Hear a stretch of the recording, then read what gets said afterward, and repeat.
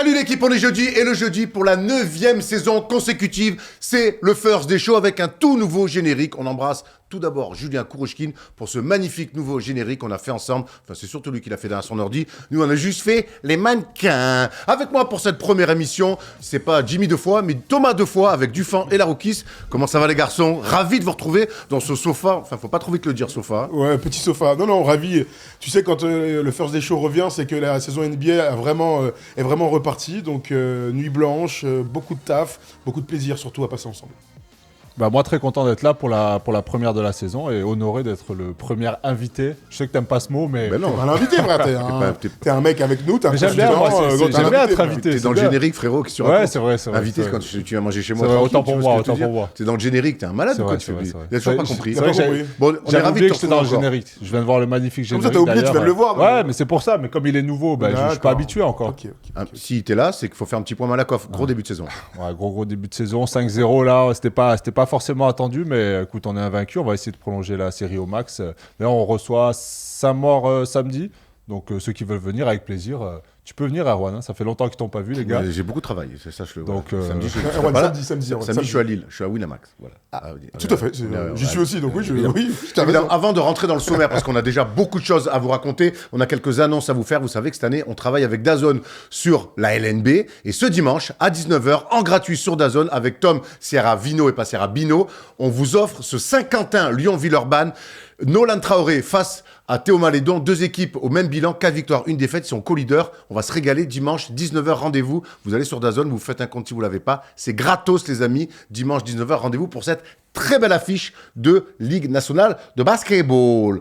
Ensuite, on a une autre annonce, vous le savez, lundi dernier, on a lancé le Big Monday, vraiment le Big Monday avec la libre antenne, ça vous connaissez, mais désormais, de 22h à minuit, on rajoute le NBA Classic Games. Et cette semaine, on va vous proposer, après le triple-double monstrueux du Shaq, on va vous proposer une énorme affiche de 2015 entre les Cavs et les Bulls. Ça se passe à Chicago et c'est en play-off, match 3. Et je crois que la fin de match, pour rendre hommage à Derrick Rose, fraîchement retraité, on pouvait pas faire mieux comme match, Thomas. On peut pas rêver mieux en termes d'affiches de stars qui s'affrontent. Le LeBron des Cavs, qui est peut-être le meilleur de LeBron qu'on ait vu, face à Derrick Rose qui revient de blessure, mais qui est encore très bon. Il y a beaucoup de choses. Il y a Joakim Noah dans le match. Il y a une intensité de malade. C'était il y a 10 ans déjà, enfin il y a 9 ans. Et pourtant, vous allez voir que le jeu a pas mal changé. Il y a beaucoup de choses à raconter et on a hâte que vous voyez ça. C'est bien sûr en direct et en replay.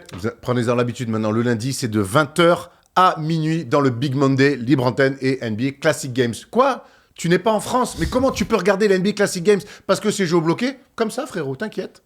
Cette vidéo est sponsorisée par NordVPN, qui soutient évidemment notre chaîne et qui soutient aussi tous nos projets que l'on veut mettre en place. Et cette année, on va vous régaler. On en profite donc pour vous montrer comment ça marche, puisqu'on est déjà plusieurs dans l'équipe à l'utiliser. Ça vous permet de masquer votre adresse IP et donc d'éviter de vous faire pirater. Mais ça permet surtout aux fans de sport, et c'est ça qui nous intéresse, d'accéder à des contenus qui sont normalement géobloqués. Pratique, surtout si vous êtes en vacances à l'étranger et si vous voulez voir des diffusions dispo qu'en France. Ou si vous voulez voir la F1 gratuitement en se connectant au serveur belge par exemple. Vous savez aussi qu'on est fan de ciné. Silence, ça tourne! En se connectant sur d'autres serveurs avec NordVPN, vous pouvez accéder à des films qu'on kiffe et qui ne sont plus dispo sur les plateformes françaises. Pratique, surtout si vous voulez revoir The Flash. Il y a une énorme offre qui est dispo uniquement via notre lien. 4 mois offerts sur 2 ans d'abonnement. Et si vous n'êtes pas content du service, ils ont un principe de satisfait ou remboursé sur 30 jours. Donc, c'est tout bénef. Allez, on se retrouve donc lundi dès 20h pour la libre antenne.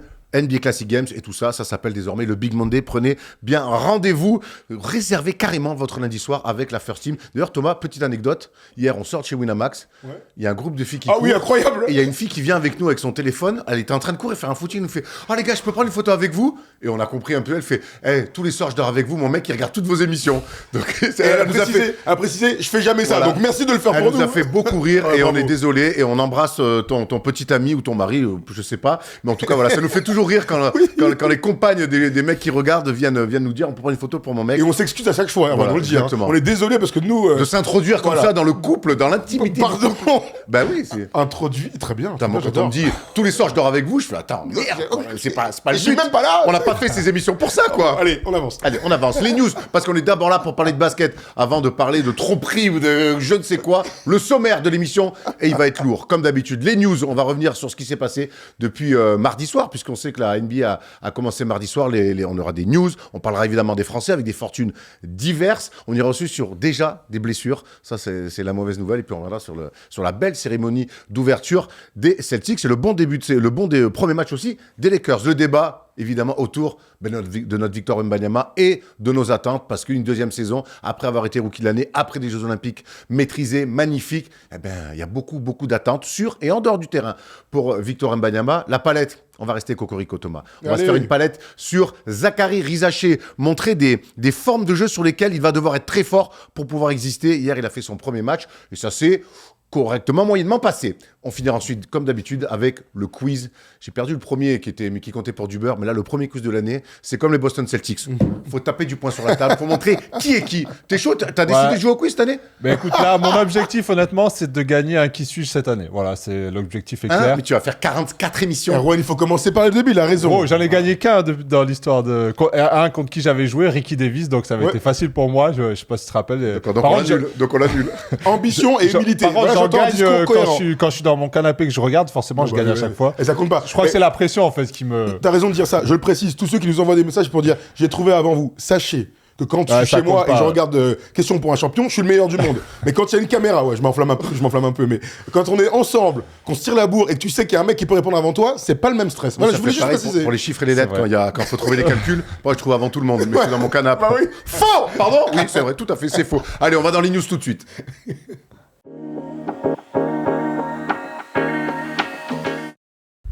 Allez, la première news de l'année, on va aller directement du côté de Los Angeles, ville qu'on adore, mais du côté des Clippers, puisque c'était la première officielle, en tout cas pour un match officiel dans leur nouvelle salle de l'Intuit Dome. C'est pas simple à prononcer. Intuit Dome aussi, en fait, ça va. Intuit Dome. Oui. Intuit Dome, ouais, c'est pas mal. Intuit Dome. Ok. Tom, la première, visuellement en tout cas, a été magnifique. Il y a un Steve Ballmer qui a mis un fuego. Le mec, en fait, c'est un DJ, en fait. Ouais, c'est un même vivant. Tu sais on connaît son passif de dirigeant de Microsoft, mais c'est le boss pour motiver ses collaborateurs. Il sera Tom Holland, hein, c'était Steve Ballmer. Mais il est aussi le boss pour motiver les fans des Clippers. C'était très attendu, clairement, le premier match. Il y avait eu des matchs de pré-saison là, mais premier match officiel dans cette belle salle. Et c'est la salle la plus chère de tous les temps. On parle de 2 milliards, ça a coûté 2 milliards de dollars.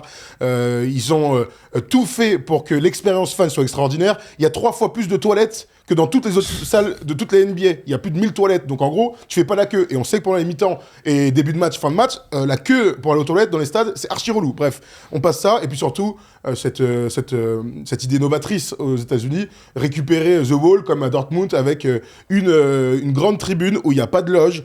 Il y a juste des escaliers pour monter et descendre. Et ça donne un espèce de virage un petit peu comme qu'on est en Europe. Voilà, on le voit là derrière le panier, là, extraordinaire. KD a dit que c'était un moment et un endroit juste fantastique et que très souvent dans le match, il a regardé un petit peu bêtement en se disant « Waouh, c'est un très très bel endroit qu'on n'avait jamais vu au States. » Thomas, la rookie, toi, parmi nous autour de cette table, c'est toi qui as joué dans les plus belles salles. C'est quoi la plus belle salle où tu as joué qui t'a mis un petit foueg? Bah forcément, Bercy, finale de championnat de France avec Cholet, ça a été incroyable. Je me rappelle l'entrée, parce qu'avant nous, il y avait le match, je dis pas de bêtises, des filles. Des filles, tout à fait. Des filles.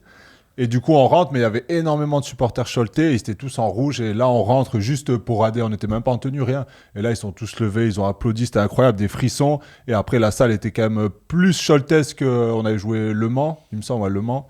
Ouais, c'est Le Mans avec Warwick Spencer. Et donc ça, c'est vraiment la plus grosse ambiance. Après, le Final Four à Bologne, avec Cholet en finale de championnat d'Europe à Hernando de Colo contre Bologne. Et ça s'était joué là-bas devant 10 000 personnes dans une arène. C'était incroyable aussi. Ouais, tout seul, sont le public, les belles salles. On a hâte, on y sera de toute façon cette année. On espère que tu vas nous faire une visite. Hein. Je vais y aller, je suis en train d'y travailler. Ah ouais. J'y serai normalement le 5 décembre. C'est pas comme s'il y avait un joueur français qu'on connaissait bien chez les Clippers. Justement, transition parfaite, bravo. Jean-Michel transition, on adore ça.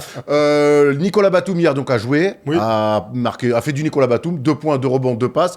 Il n'a pas forcé son talent, le père Nico. Les Clippers se sont inclinés après prolongation. James Harden a eu la balle de match, la dernière position, mais il a raté, il a envoyé tout le monde finalement en prolongation. Victoire donc 116-113 des Phoenix Suns. On a vu des Clippers qui se sont bien battus, mais finalement, Kevin Durant et Bradley Beal ont été très bons. Et finalement, les Suns remportent leur première victoire de la saison. Ouais, Devin Booker qui finit pas le match, il sort pour 6 fautes à la fin du temps réglementaire. Alors, disons que la logique a été respectée hier dans les pronos Winamax. On avait dit que les Suns nous paraissaient être une meilleure équipe. On aura le genre de discuter de Phoenix plus tard dans la saison. Mais ce qui est fou, c'est que les Clippers sont en position de gagner. Ils sont à +8, +9. Ils sont dans le dernier quart-temps. Donc ils font le match qu'il faut. Défensivement, je les vois très solides.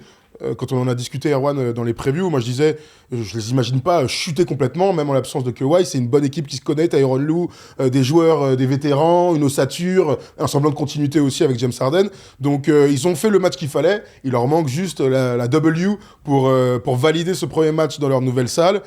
Écoute, j'ai envie d'être positif quant à cette défaite des Clippers. Voilà, pour parler des Clippers. Je suis assez d'accord. Après James Harden, on a vu Thomas, il est obligé de redevenir un peu le James Harden de Houston hier. Il en a fait beaucoup. Un pourcentage un peu dégueulasse, mais il a pris les choses en main comme on l'avait vu, comme on le voyait faire à l'époque à Houston. Il a essayé de porter son équipe, clairement. Là où on l'avait vu l'année dernière, plus distributeur, créateur dans la gestion, là il s'est dit, bon, il n'y a plus Paul George forcément, Kawhi n'est pas là. Donc c'est à moi de prendre les choses en main et il a beaucoup shooté, il fait 10-28 au shoot avec pas mal de maladresse, mais il a créé du jeu, il a fait des passes, il a essayé en tout cas de porter son équipe et malheureusement on l'a vu rater ce lancer franc à la fin qui a un peu coûté le match aux Clippers. Ouais, il a la balle aussi, il rate. T'imagines un buzzer beater de James Harden, le layup contesté, j'ai dit. C'est pas un layup, c'est un tir à 2 mètres. C'est pas cadeau quoi. Ah oui, c'est contesté. Je peux pas dire mieux que contester, je peux pas dire qu'il avait un layup facile, t'as raison. Et puis t'as raison, quand ils sont à -2, il reste 3 secondes en prolongation, tu veux envoyer James Harden sur la ligne des lancers francs, tout le monde signerait chez les Clippers pour ça. Il marque le premier, il rate le deuxième.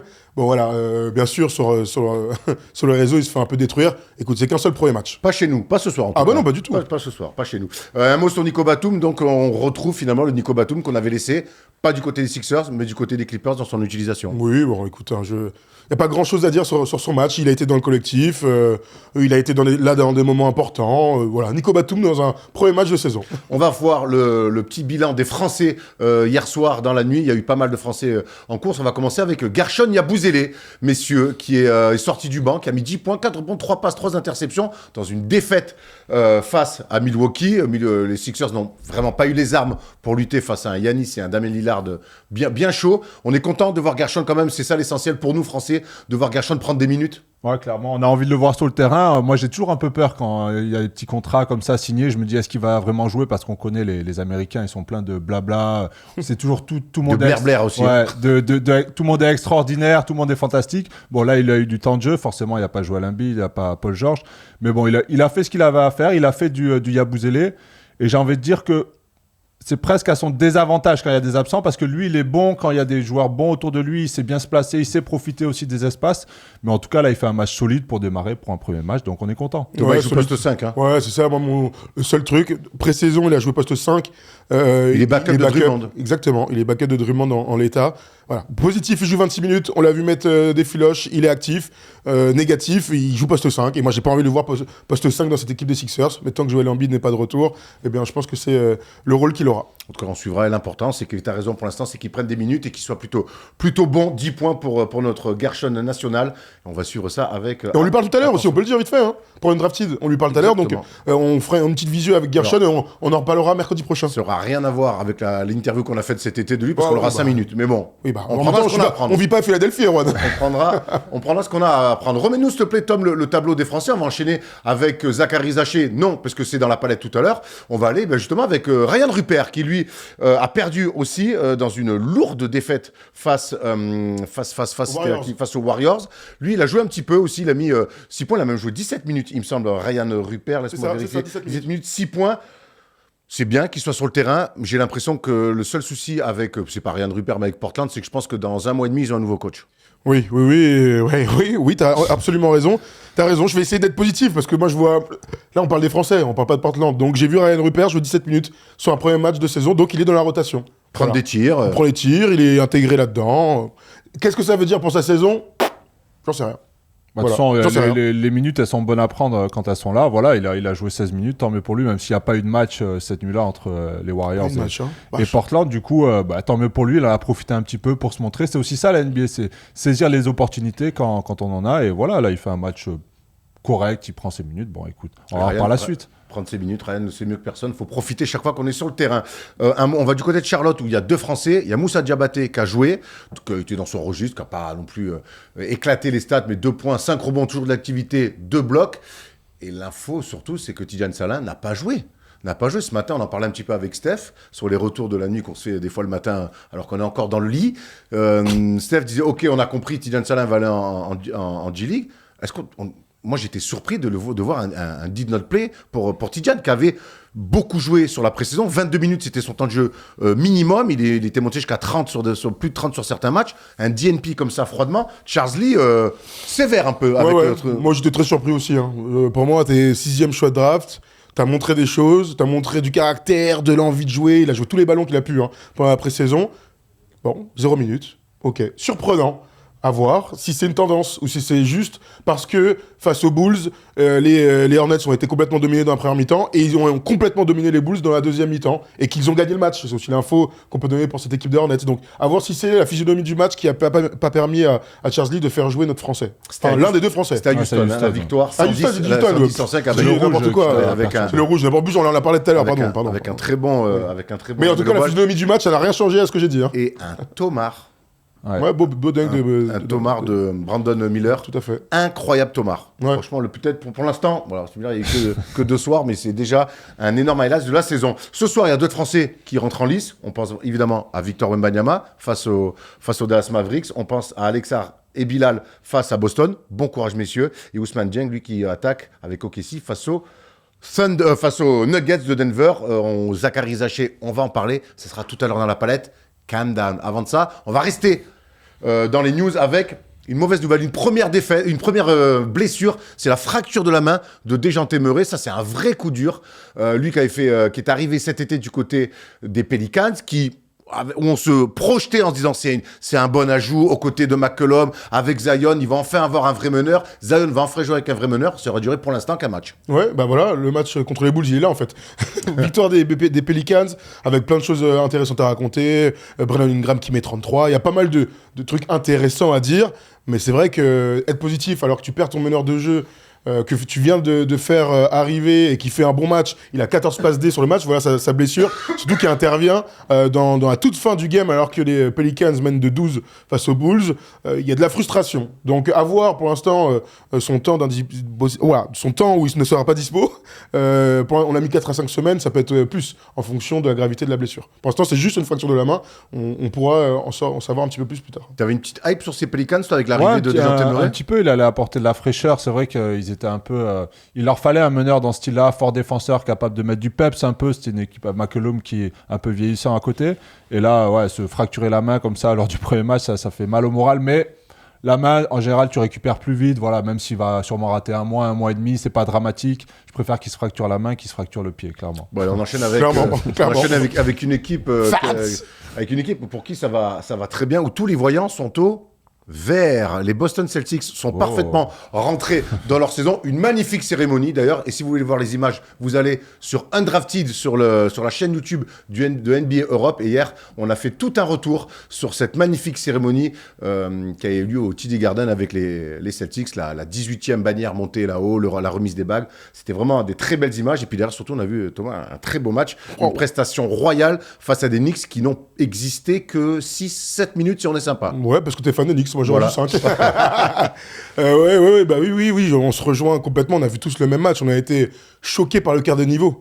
Et pas parce que les Knicks font pas un grand match, qui est le cas, mais parce que les champions en titre, là, ils sont arrivés, mon gars, avec un état d'esprit extraordinaire. Juste 3 points marqués dans un match. Ils égalent le record de l'histoire de la NBA. Voilà, ils vous ont déroulé. Ils ont écrasé leur adversaire. On a vu un Tatum MVP. Franchement, il n'y a que des superlatifs à utiliser et il n'y avait pas Porzingis. Thomas, dis-moi un mot sur justement Jason Tatum. On se connaît l'été qu'il a vécu, il n'a pas été MVP des finales. Il a été coaché comme si c'était moi avec Team USA.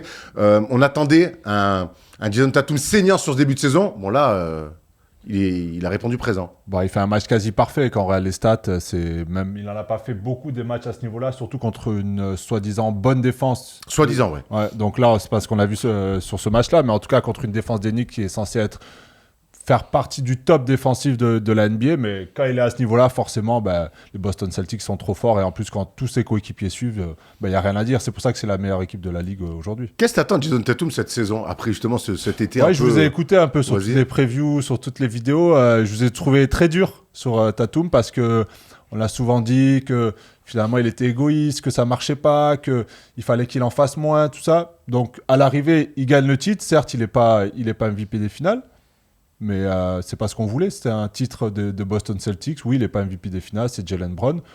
Mais finalement, il a fait ce qu'il avait à faire. Il a tout fait pour que son équipe gagne. Il s'est un peu mis en retrait. Il a été un peu plus dans la création. Donc, ça lui a peut-être coûté le titre de MVP des finales. Mais en tout cas, il a une bague à son doigt. Donc, je vous ai trouvé très dur dans le sens où il faut qu'il fasse plus. Pourquoi faire plus quand ça marche? J'espère que tu vous vois Erwan, parce que tu vois Erwan. Je sais plus trop qui. Non, mais c'était moi. Mais en pourquoi fait, faire plus quand ça marche et quand on gagne? Au bout d'un moment, s'il refait la même chose et que ça regagne, je pense que. En fait, oui, moi je suis d'accord avec toi. Le vrai débat, c'était pas moi qui veux faire ça. À partir du Non, moment où non, tu gagnes, je sais quand je dis. C'est lui pour qu'il soit considéré comme une superstar. Et moi, le match qu'il fait, c'est le premier, mais c'est aussi dire bon, c'est bien beau, on a gagné.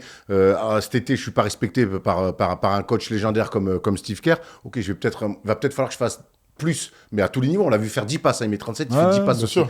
Donc c'est aussi, peut-être, je suis pas persuadé qu'il ait passé le meilleur été de sa vie à Paris avec Team USA. Et pourtant, si. Non, mais moi, tu vois ce que je veux dire, c'est ça qui est fou. Et pourtant, c'est clairement le meilleur été de sa vie. Il est champion NBA, il est champion olympique.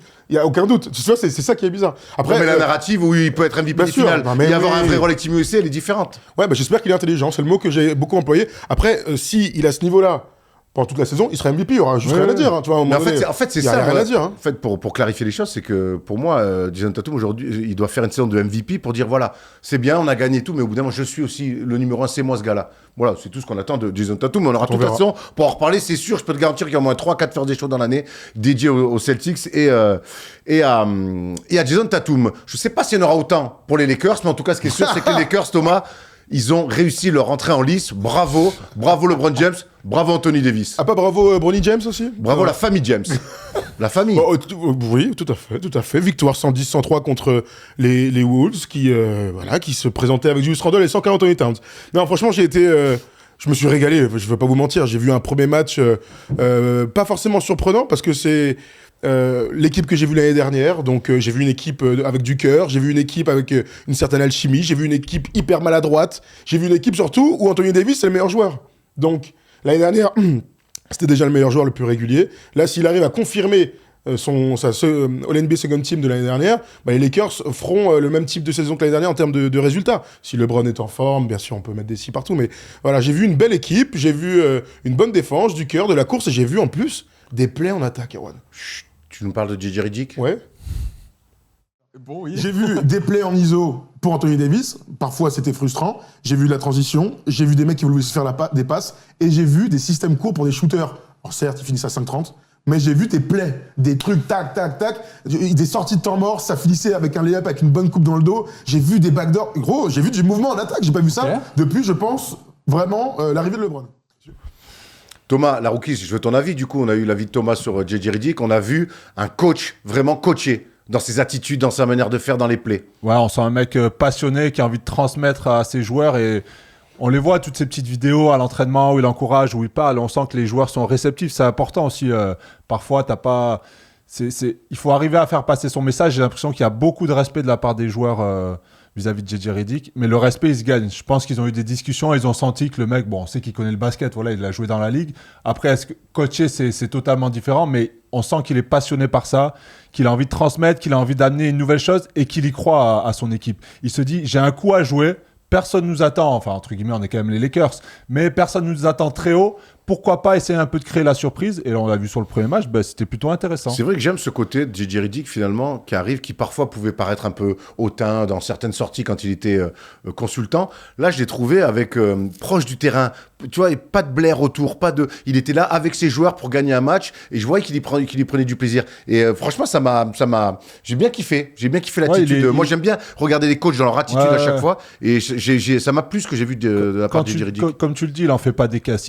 En plus, il sait, je pense qu'il y a beaucoup de gens qui se disent c'est tôt, il a rien prouvé de ça. Donc lui, il est sur son côté. Je pense qu'il travaille énormément. Il s'est bien entouré.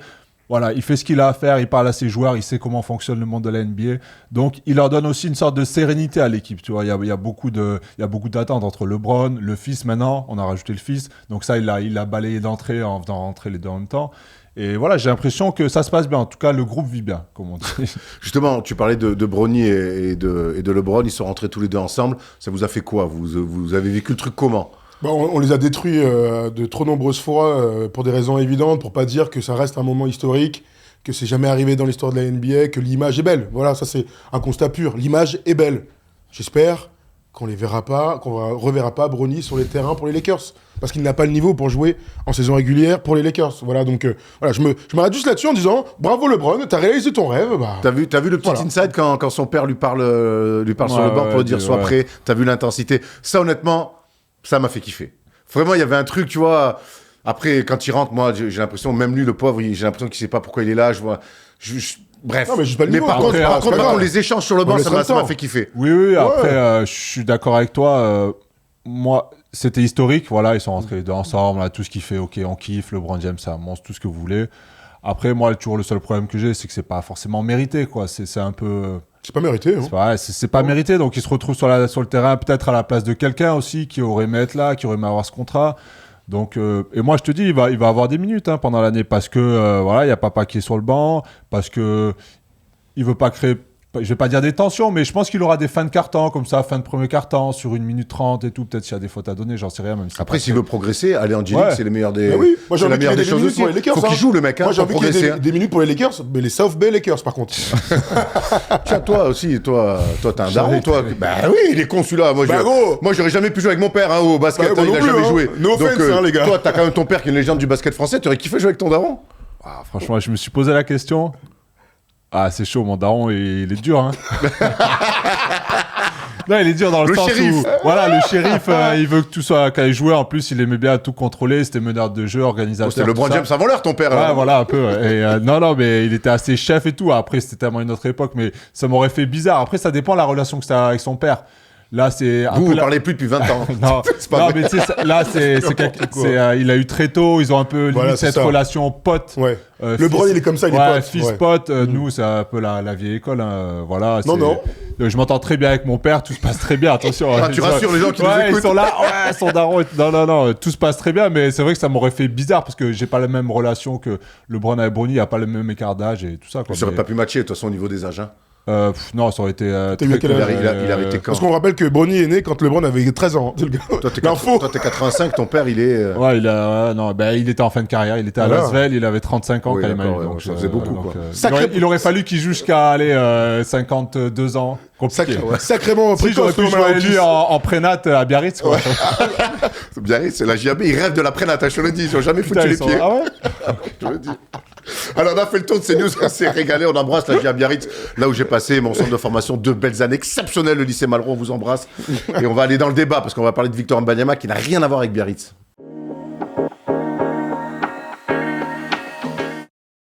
Il sera sans nul doute encore une fois l'une des grandes attractions de cette saison 2024-2025. Tout le monde attend Victor Wembanyama. Et donc hier, en voulant préparer ce débat, on est allé sur les réseaux sociaux vous poser cette question.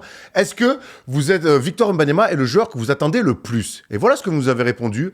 Ah ben il y a pas photo. Il y a pas photo évidemment comme bon, c'est pas surprenant, mais on voulait aussi Thomas prendre un petit peu la température pour voir un petit peu comment les gens étaient autour de cette seconde saison de Victor Wembanyama. Ouais, et le résultat est criant, mais j'ai l'impression que nous-mêmes qui sommes observateurs et qui vivons du basket, on est dans le même état. La pré-saison, là, il s'est pas passé grand-chose autour de Victor. Tu te souviens, l'année dernière, on avait beaucoup plus parlé de ça, fallait qu'il s'adapte et tout ça. Lui, il s'est focus sur le début de la saison régulière, et donc la hype n'a pas réellement débuté. Je sais pas si vous avez la même... Si il y a eu un alley-oop avec Chris Paul, voilà. J'ai fait wow, voilà. Et puis terminé. Non mais t'as raison, c'est clair. Et, non, un énorme dunk, la pump fake, et un énorme dunk. Voilà, deux actions. Mais Victor est toujours l'un des joueurs les plus populaires de la NBA. Et quand je dis de la NBA, c'est avec KD, LeBron, Steph Curry et ce type de joueurs-là. Il est très attendu. Et puis, il y a l'idée qu'on se fait de cette saison 2 où on attend tous monts et merveilles. Moi, j'attends une progression. Elle est fulgurante en termes de stats, d'impact et de victoire collective. Thomas, est-ce que pour toi, Victor Wembanyama aujourd'hui fait partie des 10 meilleurs joueurs de la Ligue? Ouais, bien sûr. Moi, quand je vois des questions comme ça, je me pose la question, est-ce que pour une année, si tu avais une année à faire à NBA, c'est-à-dire est-ce qu'il serait dans le top 10? Oui, il serait dans le top 10, clairement. On a posé la question hier aussi sur les réseaux, mais moi, ça m'intéresse ce que tu me dis, que dès sa deuxième saison, Victor Wembanyama soit considéré comme un top 10, alors que tu vois, les gens qui nous répondent sont plutôt... c'est serré, mais penchent plus vers le non que vers le oui.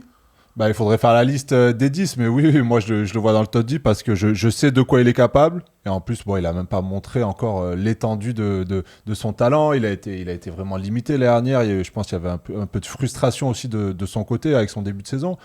Et je pense qu'on a tous hâte de voir comment ça va matcher avec ces nouvelles arrivées. C'est marrant, Thomas. Alors, l'année dernière, à la même époque, il y avait une énorme hype, tu l'as dit. Cette année, en tout cas, on n'a pas vu grand-chose, mais on a l'impression que, mine de rien, les attentes restent très, très, très élevées. Ouais, elles sont élevées parce que c'est l'alien, parce que c'est un joueur hors norme, et parce que les promesses qu'on a entrevues pendant sa saison rookie, d'un point de vue individuel, et parce que ses coéquipiers étaient d'un faible niveau et qu'il y a une progression de ce point de vue-là, je me dis, mais quand je dis monts et merveilles, franchement, je déconne pas. Hein. Vous allez me dire si je suis fou, mais moi, j'en attends des distinctions individuelles, d'autres trophées individuels. J'en attends des stats qu'il approche dès sa deuxième saison parmi les tout meilleurs marqueurs NBA.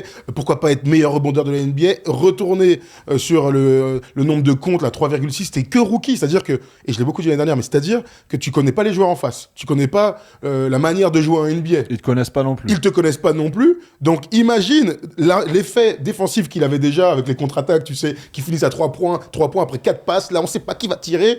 Et l'impact va continuer à se modéliser dans la tête des mecs.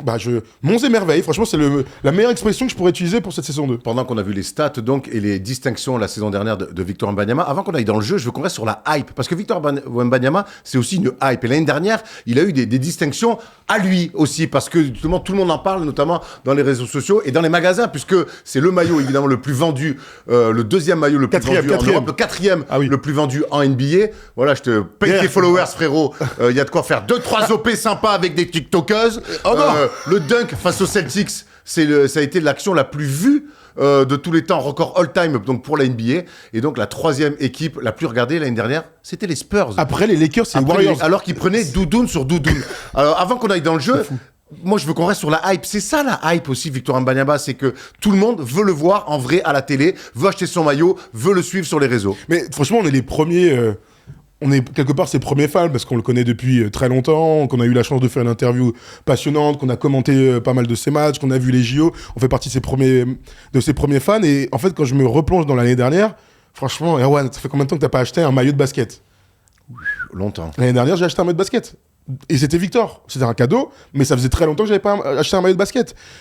Sur le League Pass, les Spurs, je vais pas vous mentir, sur les 10 dernières années, et depuis que Tipeee est parti, je pense qu'ils sont dans le top 5 des équipes que je regarde le moins. L'année dernière, on a regardé tous ces matchs en entier, tous ces premiers matchs. Après, la saison de défaites, la série de défaites, on s'est un peu calmé et tout. Mais voilà, c'est l'impact de Victor Wembanyama, il se matérialise aussi chez les gens qui ne regardent pas forcément le basket habituellement. Mon beau-père ne regarde pas forcément le basket. Tous les matins, il m'envoie les stats de Victor. Bon, t'as compris. Le gars, il est complètement hors norme et il fait grandir. Et il fait grandir notre sport, en fait, tout simplement. Toi, t'as été pris, toi, dans ce tourbillon médiatique aussi autour de Victor. T'as joué le jeu ? Ouais, complètement. C'est une folie. Nous, tu le disais, on a eu la chance de le commenter en championnat de France. On a vu beaucoup de matchs ici à domicile à Levallois.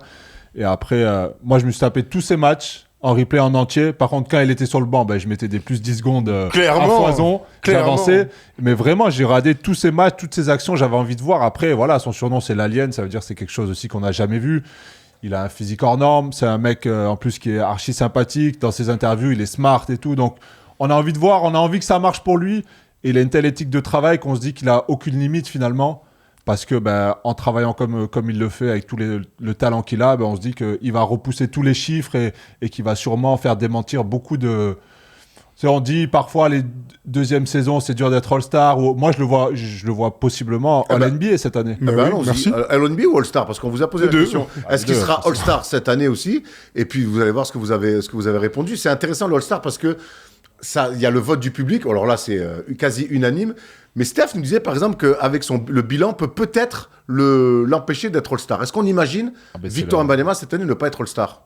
Ah non, absolument pas moi. C'est la seule chose qui pourrait l'empêcher d'être All-Star. Ça serait un bilan catastrophique où finalement on serait déçu, même s'il a des belles stats. On se dirait, ah mais attends, il gagne pas un match le gars, l'année dernière il en gagnait pas un, là il en gagne pas un cette année. Donc ça serait vraiment la seule chose qui l'empêcherait d'aller au All-Star pour moi. Non, moi je crois même pas, parce que regarde l'année dernière, ils font la série la pire de l'histoire de la franchise, 18 défaites d'affilée. Il est pas bon, pas très bon sur la fin de l'année 2023. On se retrouve. On rappelle qu'il rate les 2 premiers rookies du mois de la conférence Ouest. Chet Holmgren lui vole la vedette. T'as raison. On arrive en février, on fait un débat. Est-ce qu'il doit être All-Star ? Alors que ça faisait 6 semaines qu'il commençait à produire son effort. Donc franchement, même si les Spurs étaient nuls, Victor était pas encore au niveau auquel moi je l'imagine cette année, je ne vois absolument pas comment il ne pourrait pas être All-Star. J'ajoute même que l'enjeu pour Victor, c'est d'avoir des bons résultats. Pourquoi pas être assez populaire pour être dans le 5 majeur et voler l'une des 3 places front courte, c'est KD, c'est Jokic, c'est Anthony Davis, c'est LeBron. C'est la concurrence de l'Ouest, elle est abusée, mais ça voudrait dire qu'il est déjà dans ce star system. On se souvient que Yao, dans un contexte différent, avait volé la place de titulaire au Shaq. Et il avait très mal pris, on s'en souvient. Mais parce que tout un pays avait voté en faveur, mais t'as raison. Exactement. On a beaucoup parlé de la hype de la saison dernière. J'aimerais maintenant qu'on ouvre le volet de ce qui nous attend, de ce qui nous intéresse le plus. C'est le jeu. Qu'est-ce que vous attendez de Victor, surtout cette année? Le plus, l'axe de progression essentiel que vous attendez de Victor? Plus de simplicité, j'ai envie de dire. Plus de régularité, d'être dans des spots un peu plus... J'ai envie qu'ils soient un peu moins joueurs. C'est vrai qu'on aime bien quand ils tentent des choses, des Shamgod, tout ce que vous voulez, des step back et tout. Moi, j'ai envie de le voir plus efficace cette année.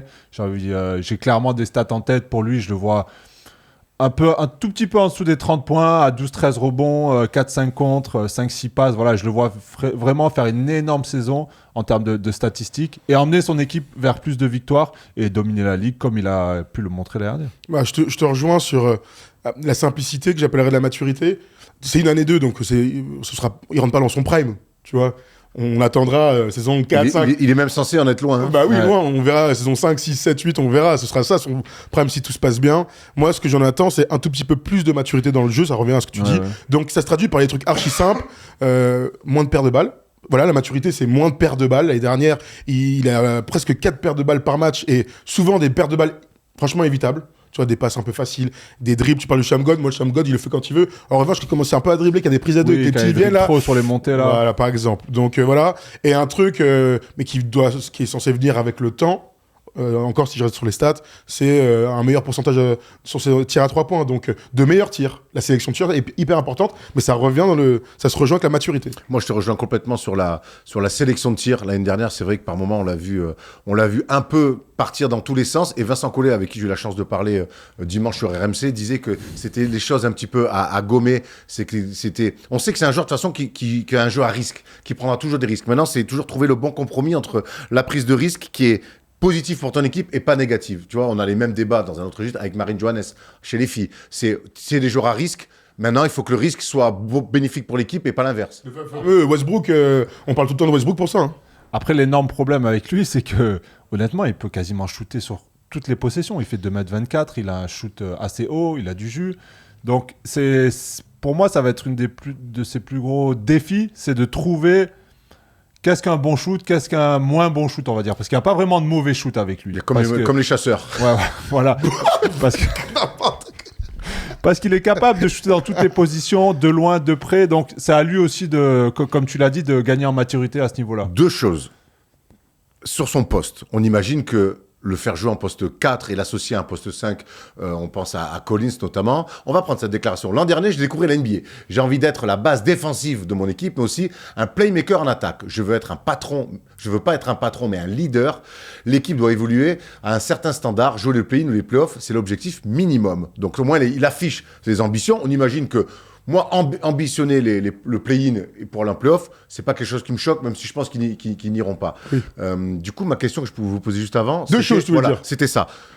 On imagine qu'il va surtout jouer poste 5 et être associé à des postes 4. Oui, il n'y a aucun débat là-dessus. Zach Collins et son backup. Entre ce qu'on a vu l'année dernière avec les Spurs et ce qu'on a vu aux Jeux Olympiques aussi, c'est quand même 2 exemples, coup sur coup, il joue 4, on l'associe à un poste 5. Oui, il est fort, il fait des trucs, mais on n'a pas toute la quintessence de son potentiel.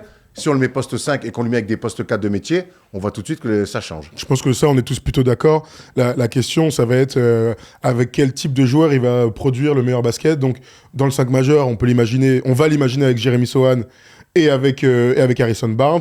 2 postes 3-4. Il y en a un qui est beaucoup plus shooter que l'autre plus actif autour de lui au rebond offensif, etc. Bien sûr, c'est Jeremy Sohan. Donc, c'est plutôt dans quel duo il sera le plus à l'aise. Enfin, ou alors le deuxième sera plus à l'aise avec Victor et plus productif. Mais je crois qu'on est tous plutôt d'accord pour dire que Pop va le faire jouer 5 et que Zach Collins, ce sera son backup. Enfin, en tout cas, j'imagine pas autre chose. Moi, je suis assez d'accord avec ça. Je pense que tu l'as dit, on est tous d'accord. Maintenant, on l'a vu l'année dernière. Poste 5, c'est le meilleur poste pour Victor. Ça lui permet d'être près du cercle. Il peut aussi emmener les grands au large. Donc forcément, offensivement, c'est intéressant pour les autres, pour les drives. On sait que c'est un peu le but de toutes les équipes NBA, emmener le 5 adverse au large pour éviter, pour laisser plus d'espace et de pénétration. Donc même s'il a toutes les possibilités, en fait, quand on dit il joue poste 5, ça veut pas dire non, t'as pas le droit de dribbler, t'as pas le droit de faire non, t'as raison. Il peut tout faire, mais Bien en sûr. priorité, quand même, t'es dans la raquette. Après, quand il faut être au large, tu peux y aller. Mais il y a quand même, poste 5, pour moi, c'est le meilleur poste pour lui. On l'a vu pendant les Jeux, on l'a vu souffrir, on l'a vu très bon en finale. D'après vous, est-ce que ces Jeux Olympiques, ça n'a pas été un accélérateur aussi dans la carrière de Victor, dans ce qu'il a vécu ? Si, forcément, t'as raison. Dans le vécu individuel, il n'y a rien de plus difficile, éprouvant et fatigant que la quinzaine Que des ça soit JO. en interne ou que ça soit sur le Exact. terrain. Oui, encore plus avec ce qui s'est passé, mais même sur la pression mentale qu'il te faut pour... Tu sais que c'est les JO en France. Oh, il y a de la pression. On veut que vous fassiez une médaille, que vous alliez en finale. Waouh, ils avaient tout ça à gérer. On l'a bien vu d'ailleurs dans ses réactions après la demi, quand il s'effondre en larmes. C'est parce qu'en fait, il y a tellement de pression, il y a tellement de fatigue, la débauche d'énergie est telle que, bah oui, les sportifs de haut niveau, parfois, ils craquent complètement. Et d'ailleurs, tu vois, je pense que ça l'a un peu rapproché du public, ce truc. Ça le rend un peu plus humain. Là, c'est un alien, on dit ça, il est hors norme. Ouais, mais c'est aussi un gars qui a envie d'être leader, qui a envie de faire bien les choses et qui, dans les grands moments, victoire ou défaite, parce qu'en finale aussi, il a un peu lâché ça, et bien il est capable de montrer ses émotions. Et on sait qu'aujourd'hui, on apprécie ce genre de choses. Ouais, des fois, je me dis, on est quand même sacrément gourmand. On a un mec il a quel âge maintenant, 20 ans Ouais. Il a 21 ans, non 21 ans. On lui demande toutes ces choses. On attend de lui qu'il soit All-Star, qu'il porte l'équipe et tout. C'est quand même assez fou. Et sur les JO, clairement, ça a été, je pense, une accélération. C'est toujours mieux, on en a déjà parlé, c'est toujours mieux d'aller jouer à l'équipe nationale que d'aller faire des drills à 1 contre 0 avec des plots dans des salles l'été. Et puis, il a un tournoi difficile. Et sur le match de la finale, il est super d'entrée de match. Il porte l'équipe, il met des gros shoots, il met cet easy à Joel Embiid pour derrière finir au cercle. Et ouais, il est fantastique. Et je pense que vraiment, ça lui a apporté humainement, vivre avec ce groupe, comme tu dis, toute la pression, avoir toute la France derrière soi, jouer à domicile, ça a été un énorme plus pour lui. Concrètement, cet été est arrivé Harrison Barnes, Chris Paul. Je pense aussi qu'ils vont capitaliser sur les 3 derniers mois de la saison dernière où ils ont mieux joué au basket avec notamment Victor en 5. Est-ce qu'on imagine cette équipe, Victor l'a dit que lui, il rêvait de play-in et de play-off cette saison-là. Est-ce que pour vous, c'est envisageable de voir les Spurs accrocher le play-in ? Faudrait vraiment que Victor soit un joueur hors norme. Hein. Faudrait vraiment que ce soit un joueur genre... il est déjà un joueur all-time, quoi, pour que sur une saison 2, avec l'effectif qu'ils ont et le nombre de victoires de l'année dernière, on rappelle que l'année dernière, les Rockets finissent 11e, donc pas dans le play-in, avec 50% de victoires, 41. Donc il faudrait qu'ils gagnent 20 matchs de plus pour espérer être en play-in, pas pour aller en play-off. Donc la marche, ça me paraît trop haute, vraiment trop haute d'un point de vue collectif, mais je crois qu'il a raison de parler de standard. Ils doivent pas faire de très mauvais matchs. Il doit, lui, personnellement, pas faire de très mauvais matchs. Ils peuvent pas se laisser embarquer dans une série de défaites. Ils se sont structurés avec plus d'expérience pour mieux apprécier les back-to-back, les longs déplacements et ce genre de choses. Je leur souhaite d'être à Noël, All-Star Game, encore dans la course au play-in. Il est là le truc. Faut pas être lâché à 15 victoires d'écart. Il faut que tu sois encore... et si on fait l'année dernière, mi-novembre, ils avaient réservé leurs vacances. Hein. Tranquille, hein. T'as raison. Pour le mois de juin, juillet, non, mi-mai, on sera là en vacances, peinard. C'est clair. Non, que lui le dit, c'est normal, il va pas Bien dire. sûr. Voilà, donc ça, c'est tout à fait normal. Playoff, non, impossible. Play-in, oui, pourquoi pas. Il doit jouer sa chance. Tu le dis, à 42 victoires, 41 victoires, tu peux accrocher une place en play-in. Tu les vois faire un step aussi important. On le voit l'année dernière, le bilan quand même. Écoute, il est de 22 victoires. Ouais, c'est jamais vu, hein. Ouais, voilà, tu as bien résumé. Tout le monde dit que c'est du jamais vu Victor, qu'on n'a jamais vu ça, que c'est un alien, qu'on ne sait pas de quoi il est capable finalement, on ne sait pas quel est son plafond. Écoute, s'il veut nous choquer cette année, c'est un bon moyen en tout cas de nous choquer en se qualifiant pour les play-in. Alors ce qui serait fou, parce que là je reprenais, quand on parlait de ça, c'est les grosses différences, les gros deltas de victoires.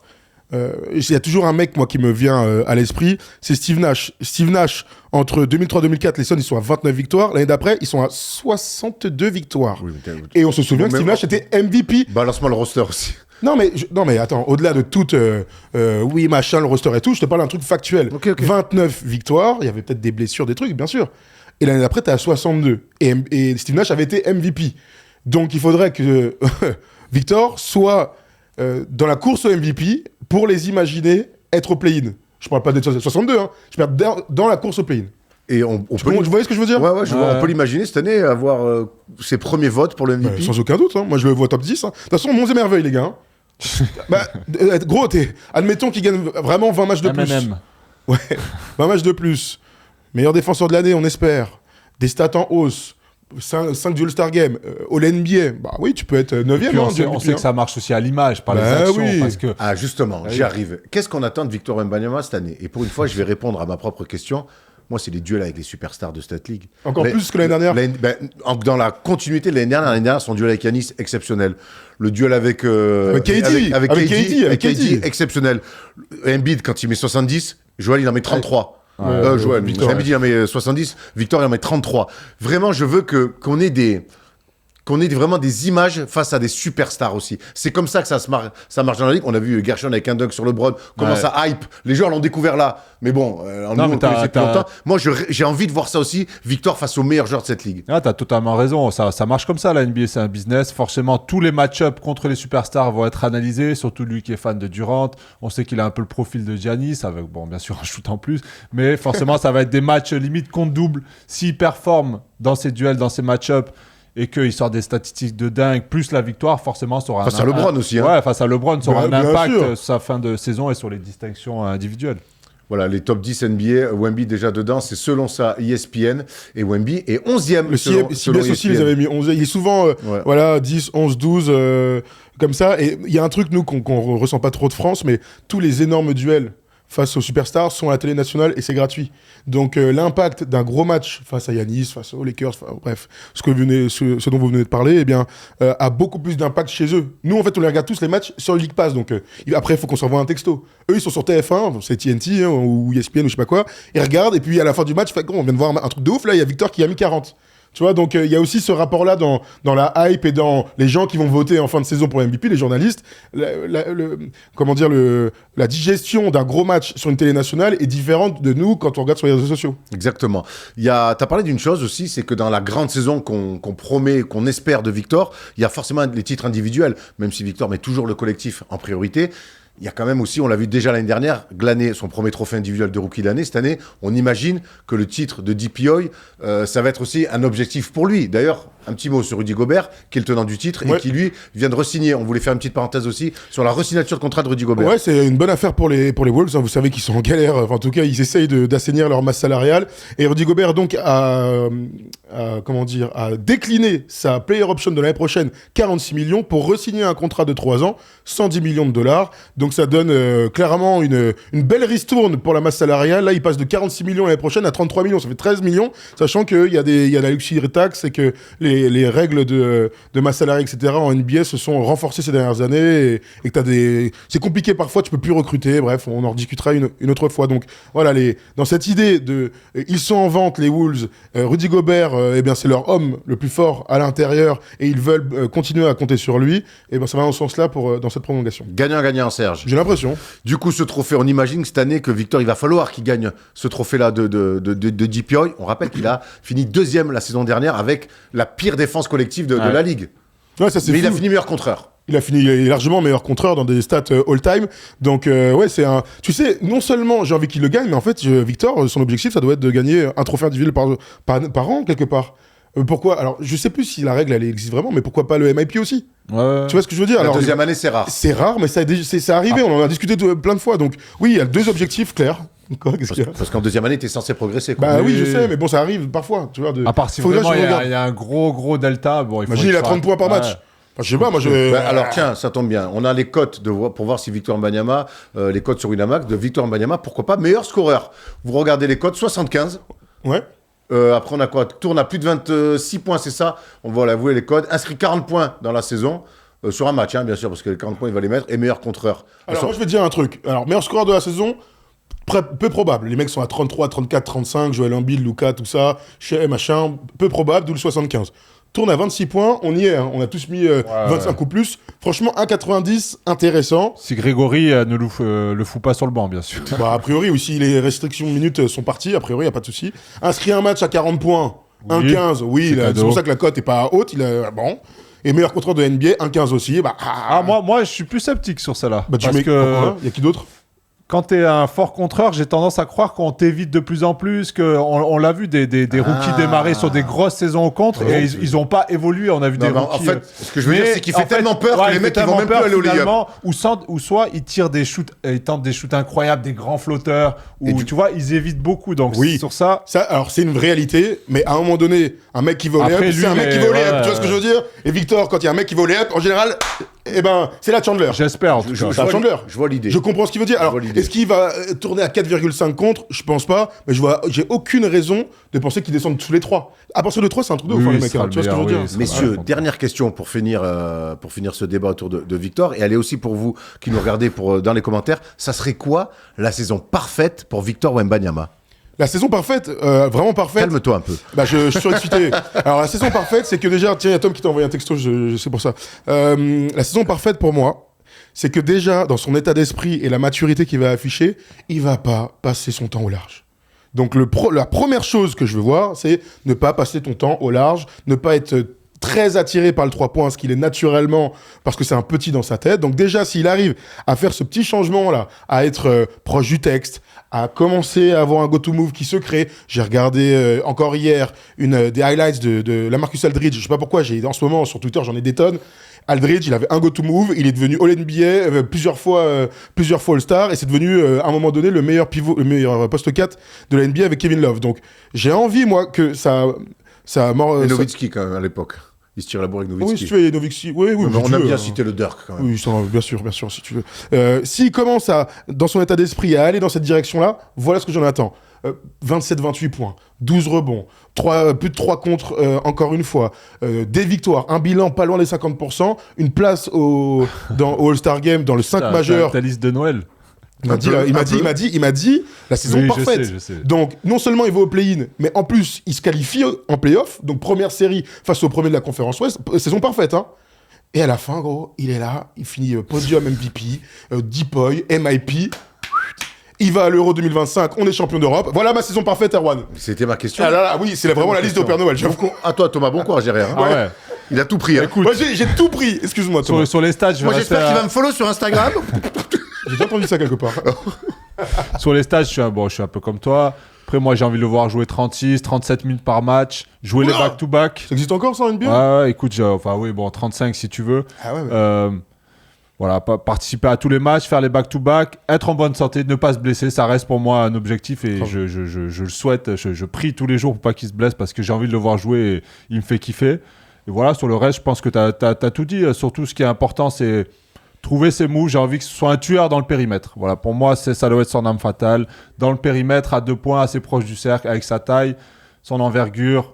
Il est athlétique, mine de rien pour sa taille. Il est surathlétique. Donc, ça doit être vraiment une arme fatale quand les matchs deviennent durs, quand c'est serré, quand il faut un panier. On va le chercher dans le périmètre. On sait qu'à 80%, c'est dedans. Voilà, moi, c'est ça pour moi que j'ai attendu. Et s'il y a prise à 2, qualité de passe exceptionnelle. Après, pour les trains individuels, hein. Oui, comme toi, défenseur de oui, l'année. Surtout, il y a un truc pour conclure, c'est on l'attend All-Star. On va voir dans les tableaux que finalement, être All-Star, si on veut être une superstar, la deuxième saison, il faut que ça soit la bonne parce qu'après, on voit que toutes les légendes, Michael Jordan, Jabbar, Magic, Shaq, Larry Bird, Tim Duncan, c'était leur rookie. La deuxième année, LeBron, Kobe, Will Chamberlain, Kevin Durant, Bill Russell, Victor Wembanyama, s'il veut déjà dans sa narrative s'inscrire avec ces listes-là, ça serait bien qu'il soit All-Star dès cette saison. Oh, le nul Steph Curry, 5e saison.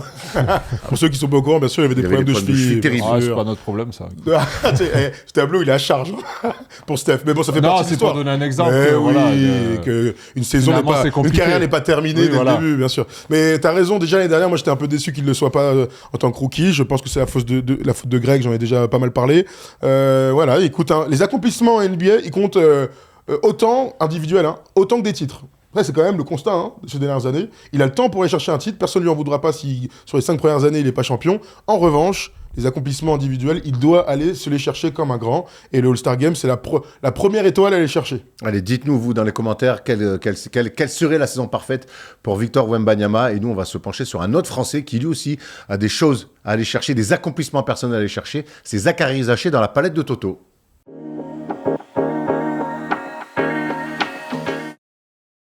C'est le retour du First Day Show cette saison pour la 9e saison consécutive. La palette de Toto, elle a pas 9 saisons, mais elle est quand même de retour.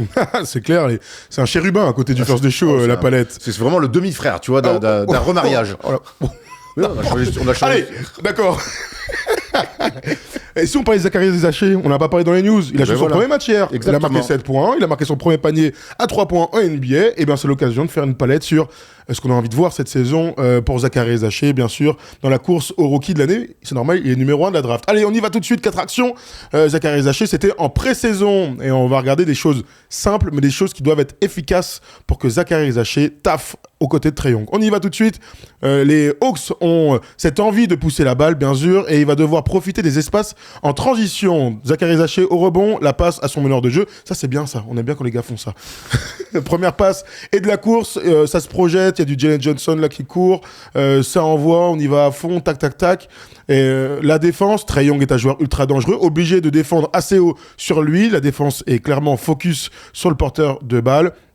Derrière, Zachary Zaché, le bon petit déplacement, il a de l'espace. Et Zachary Zaché, il va avoir de l'espace à 3 points tout au long de la saison. Les 5 défenseurs des Pacers sont derrière l'arc à 3 points. Et ça donne un grand tir ouvert, pris avec beaucoup de confiance. Ça ressemble un peu Erwan à son premier panier en NBA hier soir. C'était un tir en transition en catch and shoot après le passe de Trae Young. Il a bien couru dans l'aile, c'était plus dans le elbow, mais t'as raison. Et puis c'est encore une fois une passe de Trae Young, une fixation de Trae Young qui est allé le chercher. On voit de toute façon quand Trae Young, hier soir, il a fait une chanson incroyable.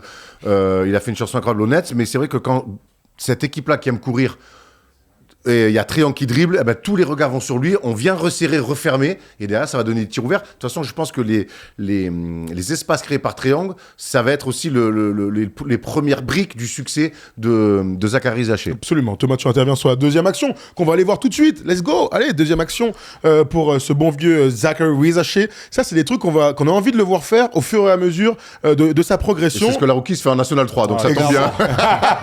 Alors, Thomas Laroukis avec la balle, avec le maillot des Hawks, donc le pick and roll avec Clint Capella. Thomas Laroukis va donc prendre ce pick and roll. Il y a peut-être une petite passe à faire là, mais non, puisque c'est Topin qui descend bien là sur le pick. Et là, Zachary Zaché, il va prendre son temps. Il voit qu'il est largement plus grand. En même temps, c'est un arrière de 2,07 m. Un petit move, une petite feinte, et cette finition main gauche. Tu disais que c'est ce que tu faisais pour rigoler, mais même si tu faisais vraiment ça, on aime bien la patience là sur ce 1 contre 1 joué par Zachary. Ouais, j'aime bien la patience, j'aime bien l'agressivité, mais non, je rigole parce que je vois Capella qui veut pas lâcher le steak, en fait. Ouais. Il roll et il va absolument la balle. L'autre, il est en train de faire un reverse dos au cercle. Il est comme ça en train de demander c'est bon, barre-toi, gros. Au bon moment offensif. Gros, et voilà, certes, voilà, là, on le voit Capella qui est quasiment collé à lui, qui lui emmène son défenseur. Mais là, il décide de jouer pour lui et il a cette mentalité quand même. On l'a vu aussi cette nuit. Il est prêt à shooter. Il a shooté 8 fois cette nuit. Il va pas hésiter. Il sait qu'il va pas avoir beaucoup de ballons. Et ça, j'aime bien ce genre d'agressivité. Thomas, j'ai souvent parlé avec toi des jeunes, que ce soit même en Pro A ou en Euroleague ou en NBA, évidemment. Ça t'a toujours frustré, les mecs qui rentraient sur le terrain et des jeunes qui voulaient pas prendre leur chance. Avec Zachary, on sent depuis la pression, et même sur ce premier match, qu'il veut saisir sa chance. En fait, moi, il y a un truc qui m'a marqué quand je jouais à Limoges en Pro B. J'ai joué avec Dragan Nukovski. Bon, bien sûr. Qui c'est, voilà, le meneur serbe légendaire de Pau, voilà. Bien sûr. Et une fois, au bout de quelques matchs, il me dit, tu sais, si tu tentes jamais rien, bah, tu feras rien, en fait. Si tu prends pas de risque dans ton jeu, il se passera jamais rien. Si tu restes comme ça, à attendre que les choses arrivent. Et en plus, la NBA, c'est une ligue où il faut mettre des gros shoots au bout d'un moment. T'as pas beaucoup de shoots ouverts, t'as pas beaucoup de lay-up ouverts, ça revient très vite. Et lui, il est capable de prendre sa chance. Il aime les gros shoots. On l'a vu là, cette nuit, faire un step back, dribble entre les jambes. Et lui, il a cette faculté-là, en fait, à prendre des risques. Et en fait, il s'en fout complètement, quoi. Il est numéro 1 de la draft, il va prendre. C'est rassurant, moi, je trouve. Il met que 7 points. Ça fait déjà depuis l'année dernière avec Bourg. Hein. Oui. Fin de saison, c'était ce Zachary-là déjà. Je jouais avec Freddy Fotouk, ça l'a énormément aidé là-dessus. Clairement, t'as raison. Le jeu en Europe aide en général ces jeunes joueurs, même si il est un peu dénigré par les Américains. Ça reste de moins en moins, j'ai l'impression. La French League fait plaisir à tout le monde. Je l'ai dit dans mon édito, la revanche dans 4 ans. Ah ouais, clairement. Allez, troisième action, les gars, on avance pour Zachary Zaché et on va regarder l'action qui a beaucoup fait parler dans cette pré-saison. On est obligé de se faire un kiff. Quel Thomas exceptionnel! On va regarder la structure de l'action puisque c'est sur un pick and roll qu'il pose. Eh oui, il va jouer le rôle de grand. Pourtant, il y a Larry Nance qui est sur le terrain. Il va bien se déplacer là pour venir poser ce pick. Mais en même temps, je l'ai dit tout à l'heure, il fait 2,07 m, il est grand, il est délié. La bonne passe là, la défense, honnête, honnêtement, qui est catastrophique, mais le bon Pas d'aide déplacement. en tout cas, il y a un choix fort. Hein. Choix fort, avec cette passe, tous les joueurs des Pacers sont battus, et Zachary Zaché, ce qu'on a apprécié, c'est qu'il a peur de rien. Énorme dunk dans la tête, 2 pieds, 2 mains, le kiff ultime. Là, quand on a vu ça en pré-saison, on s'est dit, ok, il est prêt pour jouer, il nous régale. Voilà, c'est aussi ça qu'on voulait montrer, mais aller chercher des points Erwan sur du roll, ça fait kiffer. Il fait 2m7, c'est important de le dire. Il fait 2m7 et ce que j'aime bien dans cette palette, c'est pour ça qu'on a voulu la faire, c'est tous les différents points forts qu'il peut avoir. Shooter, on sait que c'est un mec qui met dedans. 40% la dernière. Ouais, exactement. Jouer un pick and roll, lire que le mismatch sur un petit, lui mettre son cul derrière et monter au-dessus de lui. Et aussi poser du pick and roll. Tout ça, c'est des points faciles. Et quand on est un joueur NBA drafté numéro 1 avec les attentes, eh ben, si tu fais ça tous les soirs à minima, tu peux t'assurer 10-12 points. Allez, dernière action sur des points faciles et des points où il doit se montrer très efficace. Allons-y. Et en plus, ça va être contre notre Gershon national, puisque c'est contre les Sixers, encore une fois, en pré-saison. Vous allez voir cette action qui paraît banale, mais ça dénote surtout cette attitude et cet état d'esprit agressif. C'est lui qui prend le premier tir à 3 points déjà, un peu court. Larry Nance qui récupère le rebond offensif et qui n'hésite pas du tout, va rechercher encore une fois Zachary. Zachary sur le close-up de Gershon, et ben forcément, catch and play, ok, why not. Attraper, jouer comme on dit en français. Et l'accélération et la bonne finition, Gershon est dépassé bien sûr, mais c'est aussi jouer les mismatchs. Il est grand, donc quand c'est un petit, mais quand c'est un grand en face, l'adversaire, il doit être capable d'accélérer comme ça sur 2 dribbles et de bien finir. Si Zachary Zaché arrive à être efficace dans toutes ces formes de jeu qui sont des formes simples, ce sera un mec qui va valoir plus de 10 points par match cette saison largement. Et là, Thomas, plus que tout ce que son talent peut lui amener derrière. Ça, c'est vraiment un peu des fondamentaux où il doit être efficace et opportuniste dessus, plus derrière tout ce que, par sa création, par son talent, il peut s'amener. Voilà, il prend vite les décisions. Faut pas oublier que c'est un avion de chasse. Hein. Tu l'as dit, 2m7, des longs segments. Il va très très haut à 1 pied, à 2 pieds. Et là, on le voit sur le drive, il attrape, puis tu le dis, il joue tout de suite. En plus, il essaye d'aller chercher le contact. Il se dit, si Gershon vient fermer, il me faut une fenêtre, je vais aller chercher la planche. Donc, on sent beaucoup de contrôle déjà, même s'il est jeune. Et comme tu dis, l'année dernière, il était à 40% à 3 points. Et il faut pas oublier, je vais le redire, mais la Betclic Elite, c'est pas rien. Ils tournaient quasiment 11 points dans une bonne équipe. Ils sont allés en finale. En demi-finale. Donc, et en finale d'Eurocup. Ouais, en finale d'Eurocup. Donc voilà, il faut pas dénigrer ce genre de saison. Certains ont dit, ouais, mais en championnat de France, il fait pas tant de choses que ça. Si, il faisait beaucoup de choses l'année dernière. Donc maintenant, il va encore passer un cap cette année. Et je pense qu'il va et des playoffs de très haut niveau. Ouais. Hein, On rajoute à ça que c'est un défenseur élite. On pourra peut-être faire d'ailleurs dans l'année une palette sur la défense de Zachary Zaché qui a été très discipliné dans les aides, tenue des duels, couper la passe. Voilà, il a fait on aurait mis un petit peu plus de points, mais en tout cas, j'ai été rassuré, moi, par sa première sortie. Bah, il fait 2-8, donc s'il trouve de l'adresse, il sera... Enfin, mon objectif, c'est qu'il soit à la fin de la saison 12, 13, 14 points. Soyons fous, 15, pourquoi pas. Mais tu fais 2-8, 1 sur 4 à 3 points dans un match face aux Nets, là. Et surtout, où ses concurrents, mais coéquipiers, Dyson Daniels a été bon, l'Australien. DeAndre Hunter est un gars sur lequel compte Quinn Snyder. Donc voilà, il va falloir aussi qu'il trouve ses minutes pour, à un moment donné, peut-être intégrer le 5 majeur, c'est ce qu'on souhaite. Hier, il rentre à 3 minutes 43 dans le premier quart-temps. Donc voilà, il rentre. Et il marque direct après, t'as vu, il marque tout de suite. Et Trae Young qui célèbre on a et vu tout. le public. Ah ouais. Hier, la prise d'antenne des Hawks, le premier nom qui sort, c'est Zachary Zaché. Ah ouais, tant mieux. Hier, donc voilà, il y a une vraie attente et il y a une vraie hype aussi du public. Hier, on l'a vu sur son premier tir, la salle explosée. C'est de bon augure pour la suite. Ce qui est de bon augure, surtout, c'est qu'on va finir avec le meilleur moment de l'émission, messieurs. Ah oui. Prochain match pour Zachary Zaché, samedi à Charlotte, où il va retrouver des Français. D'accord. Voilà, pour la dernière petite info. Maintenant, on va pouvoir enfin vraiment s'amuser. Et beauté des fions, c'est le quiz. Oh.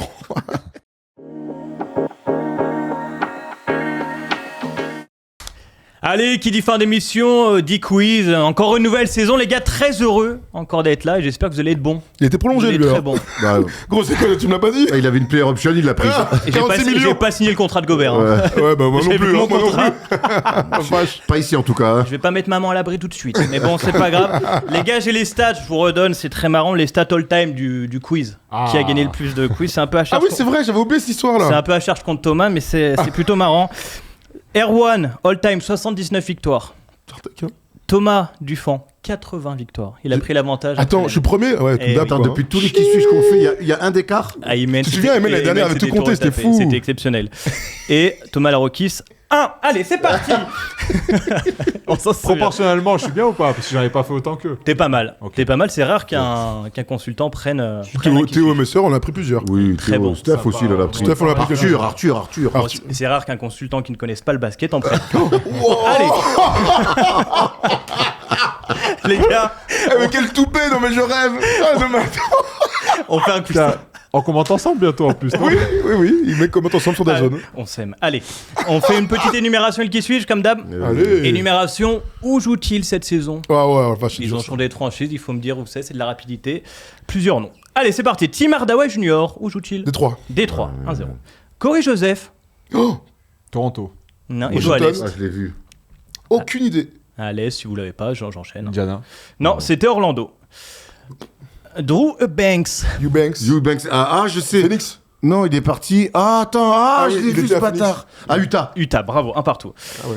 Chris Duarte, qui est dans ma fantaisie. Mais oui. Indiana. Non, Ça- elle aux a Bulls. bougé, là. Aux Bulls, Bulls, bravo. ouais. bien. Dylan Wright. Washington. Non, je l'ai vu. Miami. Non, Toronto. Non, Oh, attends, je l'ai plus vu. haut, plus fort. Toronto, plus haut. Non, mais plus fort, plus haut dans les... Milwaukee. Milwaukee, merci. Ah oui, Milwaukee, grave. On l'a vu récemment. Davion Mitchell a bougé. Qui ça Davion Toronto. Mitchell. Toronto. Toronto, bravo. Putain, mais David Mitchell, j'ai entendu David Ouais, moi aussi, Michino. j'ai entendu David David. Michino. David Michino, Il est en en Turquie, Turquie. gros. J'ai pas dit On Michel. l'embrasse. On embrasse David Michino, bien Paul sûr. Reed, où il est? Mon vieux Paul En Pro Reed. B. En Pro B. Pas loin, à Détroit. En plus, je le savais, je l'avais. Wiseman, où il est? Indiana. Bien, Oui. ça fait 4-2-1. Sadiq Bey, Washington. 4-3-1. Josh Green, l'ancien des Mavs. Il est Orlando. parti à Orlando. Putain. Non, Hornets. Hornets. Ouais. Yes, je perds pas. 4-4. Ferme-la. Et Garrett Temple, Il joue encore, lui? Ouais, mes frères. Ah, je sais pas du tout. il est à Toronto. Ah ouais. Ok. Et Larry Nance Jr. Oh, Attends. Ah, on l'a vu. Ah, là. vous l'avez vu? Wizards. Ah non, Hawks, Indiana, Hawks. Indiana. On vient de le voir, il a pris un Hawks, rebond. oui, Il a pris un putain, rebond. Oui, t'as oui. dit l'autre. J'ai pas entendu ce tapin. Il a dit non, il a dit Pacers. Monte Morris, Oh, il est parti où, lui? il y a 5-4. Détroit? Non, Ouais, c'est qui? Ah, je Il est pas resté à Den. Non, il était- Non, Non, il est parti. non, il est resté à l'ouest. Dallas. Non, c'était Non. du côté de Phoenix. Ah Allez, il ouais. en reste Ah, mais deux. oui. Oh. Taj Gibson est encore là, mais où? Hornets. Hornets, bravo, Oh, 5-4. Putain, 6. 6. Gary Trent Jr. Bucks, putain! Il y avait 4-2, j'avais un peu pris la haine. je vais pas Allez, mentir. un petit bonus qui vaut 8 points. Alexis Aginsa, où il est? Washington. Oui, bravo. Ça Mais vaut c'est huit quand points. même lui qui a gagné. Oui, oui. Ah ouais, bah, merci encore heureux. Bon, allez, Just a warm-up. on se fait... on se fait le petit qui suis, les amis. Allez, Erwan. Je suis particulièrement serré là. Ah, mais Allez. laisse tomber, vous Tu dis deux qu'il là. avait perdu 15 kilos, je comprends rien, Erwan. Non, mais t'en as pris 20. Après, Ah c'est. ouais, putain, merde. C'est vrai que ça. Du coup, ça s'équipe, je suis toujours aussi serré, quoi. Vous êtes prêts? C'est parti. Je suis né le 1er juillet 91. Je suis donc plus jeune que vous trois, c'est complètement fou. Il faut dire que je suis un récent retraité. Et j'ai raccroché il y a pas longtemps, mais commençons par le commencement quand même. Je nais dans le Minnesota. Je fais mon cursus universitaire dans la prestigieuse université de Bucknell. Oh. Ah, tu connais? Bucknell, ça me parle. Aïe, Oh aïe, non. aïe, aïe, aïe. Je savais même pas que c'était une fac, ça, c'est incroyable. Bah oui, c'est Je moi non demande plus. un arbitre. Où je tafferai. Bon, je vais pas trop donner d'infos alors sur cette fac. Hein. Je vais accélérer un peu. Je reviendrai sur ces stats à la fac plus tard. Je me présente à la draft 2013. On me reproche d'être un peu trop frêle pour la grande ligue. Et puis je viens d'une petite fac. Alors je ne serai appelé qu'au second tour, à la 44e position, par les Mavs. Mais avant de mettre un premier pas... Par les Mavs, t'as dit? En quelle année? 2013. Mais avant de faire mes premiers pas sur le parquet américain, je commencerai par mettre un pied sur le parquet espagnol. Wow. Et oui, puisque le soir, je me fais trader directement chez les Hawks, et les Hawks ne me conservent pas. Je jouerai donc à Obradoiro, une partie de la saison où je tafferai pas mal avant de revenir en NBA Wesh. avec les Hawks. Et oui, je signe 2 ans là-bas. Et je débute ma carrière NBA Pas de un poste. soir de février 2014. Pas de poste, il est relou. Vous voulez Je crois que c'est un gros barbu poste 4. vous voulez que je donne un peu ces stats à la fac pour vous aider? Non. Bah, pour ça, on n'a pas de poste, donc c'est Oui, vas-y. impossible. Alors, On- deux choses il est ressortent frêle, on de sait chez qu'il est moi. frêle. Ma bonne défense, c'est mon adresse mi-distance. Je tourne à 2,4 blocs lors de ma saison senior, 18,7 Je sais points plus comment il s'appelle. à 51% au shoot. À ces stats, je rajoute 11 rebonds. Oh. Ouais. Ah, c'est à la fac, ça. Voilà, c'est Ah la oui, fac, pardon. évidemment. Allez, on retourne en 2014 avec les Hawks. Antich? Non. Non. Je ne Il est né dans resterai... le Minnesota, le mec. Je signe 2 ans, mais je resterai...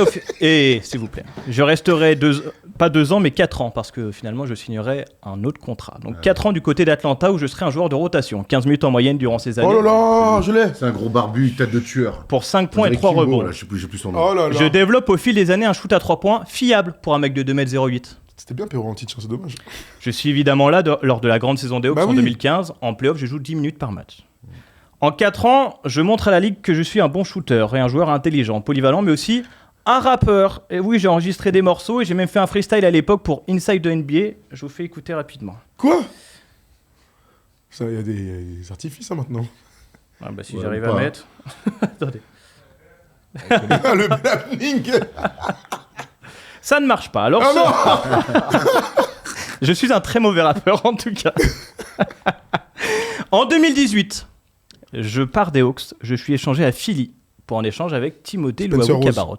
Non, Non, j'y resterai même pas une saison puisque je suis à nouveau échangé le 6 février Nadal, je crois. aux Clippers dans le trade qui ramène Tobias Harris à Philly. Le 7 février, je suis envoyé aux Lakers pour Michael Beasley et Zubac. Je suis donc un Lou Lakers. Williams. Je porte le numéro 31, le temps de 4 mois. Juillet 2019, je suis agent libre. Après Atlanta, Philly et les Lakers, je signe à OKC où je vais m'installer 4 ans. Oh. Mais gros, je sais pas du tout qui c'est. Et Silo? Non. Non. Dans une équipe en reconstruction, Je sais pas qui je joue déjà un rôle de vétéran, j'ai 28 ans. Je suis utilisé pivot derrière Steven Adams et Nerlens Noel. T'as les initiales? Oh, je crois que je l'ai. Attendez, lors de la saison 2020-2021, je joue 18 minutes. Oh, je l'ai. J'enregistre en moyenne 9,7 points par match, ma meilleure moyenne en carrière, avec un bon pourcentage à 3 points, 37%. Mais je me blesse après l'All-Star Game, que je jouerai sur ma console. Oh là là, on a un super jeu de mots avec Steph, avec lui. On est mauvais. Mon corps ne va pas me laisser tranquille sur ma fin de Oh, carrière. ça vient pas. Je suis C'est nul. d'ailleurs pour ça que je raccrocherai à 32 ans. Mais oui. Ma fin de carrière se résumera à des bouts de saison, un bout du côté des Celtics en 2023, un autre chez les Wizards, et puis Détroit et OKC pour finir en 2024. Erwan. Attends. Ouais, il y a un super jeu de mots avec Steph, on le dit tout le temps, on a oublié son blaze. Mais oui, un pivot blanc. Ah, c'est un Babtou. Il shoot. C'est un grand pivot blanc, Erwan. effectivement, Oh là là, on est mauvais. qui a pris sa retraite cette Ouais, année. mais tu sais quoi, personne va l'avoir. Je vous dis à Kawan, on va. Mais on a un super jeu de mots avec Steph. Ses initiales, c'est la même lettre. La même lettre. Ouais. Tu sais, putain, on a un super jeu de mots. Oh là là là là là là. C'est horrible. Bon, bref. Vous voulez que je vous redonne les numéros peut-être? Non, Ouais. vas-y, je sais pas. Mais si, je sais Quatre, très bien. MM. Mike Muscala. Mike Muscala. Muscala, tout va bien. Jusqu'à là, tout Oh, va mais bien. Quelle déception On est- Je l'ai sur testé aux les... Sixers. Bah oui. Ah là là. Muscala, tout va bien. Jusqu'à là, tout va bien. Muscala, On tout est va nuls bien. à Pardon, les enfants, mais là, c'est pas bien ce Bon. qui Eh vient de se bon, passer. On fait une très bonne première et on finit sur un vilain qui Ah suit. ouais, Ah oui. je l'ai depuis tout à l'heure, il sort pas. Eh, tout le monde le connaît, le Mikey. Mike Muscala, tout va bien. En fait, tu sais que j'étais parti sur le poste 4 Gaillard là. J'ai pas compris ce que tu voulais Je dire. vais te le sortir, Paris. Il a dit c'était un contreur et un shooter. Ouais, meilleur Bon. shooter de l'histoire de Ah, Bucknell, shooter, du coup, putain. évidemment. Bucknell. Ouais, bah, maillot super. Je retiré savais pas cette là-bas. fac, moi. Bah, ça m'a coupé la chic. Ouais, moi aussi, je suis un peu déçu. On va devoir aller au resto, se venger. Hein. J'espère que vous l'avez dans le chat, évidemment, je pense Ouais, que vous l'aurez. ils ont certainement dû être meilleurs que nous, c'était pas compliqué. Non, on est mauvais. Merci Thomas Laroukis. Merci à vous. Merci Thomas Merci, Dussin. Erwan. Merci Tom Serravino. Et avec plaisir. Merci Paul Harrer. Ouais, il est déjà parti, Paul Harrer, il est déjà au resto. Il était blasé certainement de ce qui suis-je. Voilà les amis, on se retrouve lundi. Lundi, Big Monday, incroyable, libre antenne. Puis le match Cavs-Bulls, Playoff 2015 avec un tir exceptionnel en fin de match d'Eric Rose. Soyez bien avec nous. Donc le Big Monday, 20h, minuit. Et puis jeudi prochain, le retour du Thursday Show avec, j'espère, être meilleur un peu en qui suis-je là. Honte Muscala. Erwan, merci à Aymen, merci à Léo, merci à Jérémy et merci surtout à Basile. Viens Basile. Ah oui, Je sais que j'ai- Basilou, Tous ça a sur été les caméras, notre- Basile. viens là, Viens, viens là. Attention, ça a été notre stagiaire toute la semaine. Il parle Attends, beaucoup. mets-toi là, hop, hop, hop, hop, voilà, Basilou. Et il avait Muscala en plus. Voilà. Ouais, il avait Muscala et on embrasse tous les gens de Saint-Hilaire-de-Loulé, ce club mythique en Vendée qui n'existe plus parce qu'ils ont fait une comment on appelle ça? Une fusion. Une fusion. Mais moi, pareil, je reste un amoureux de ce club de Saint-Hilaire-de-Loulé. On vous embrasse tous les Vendéens, grande terre de basket. Ça va Basile, t'es régalé? Beau stage, hein. Bravo, merci. Ça se voit pas mais il s'est régalé. Allez, à la semaine prochaine.